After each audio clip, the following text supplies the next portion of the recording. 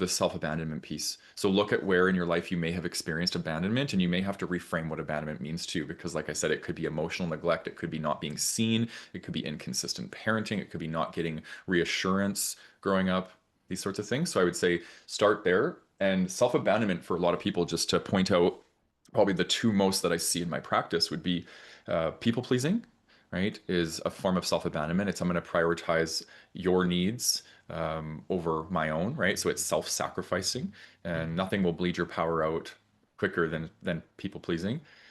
And then the other piece of self-abandonment I would say would be avoidance of emotion, of your own emotion, right? Every time an emotion is being asked to be felt, and we turn to porn, sex, drugs, food, all the things that we have, it's a micro self-abandonment, and enough of those micro self-abandonments start to become big self-abandonments. And so I would say, to work on these two things, the fawning or the people pleasing and the emotional avoidance, I would say start to look at well, a couple things. In the teachings that I do in my private work is I look at three pillars. So emotions, needs, and boundaries, and they all work linearly. So start with emotions. Okay, most people are emotionally avoidant. So how can we plug back in to our emotions, right? I've got a guided meditation that I'll put in the show notes called Meeting Your Emotions. That can be a great place to start.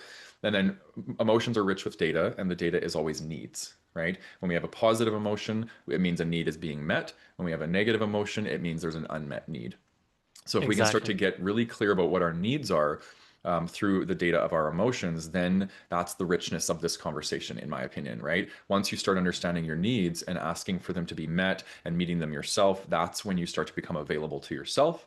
And that's when you stop attracting unavailable people. And then Exactly. once we know our needs, we start to have empowerment. And it's like, wow, actually feel worthy. I feel like I have a sense of self. Then we move into the boundaries column, which is how can I protect this sense of self with communicating my needs and communicating the things that I will tolerate and not tolerate, right? And then that's the pillar. Once you get to that pillar, the third pillar, that's when you truly will not even stick around for unavailable behavior because you have boundaries around, you know what, as soon as I identify an unavailable behavior, I'm not sticking around and I'm going to let this person know. And maybe that's with a few need requests saying, hey, I need you to show up for me more emotionally, and they are not able to do it, then you're out.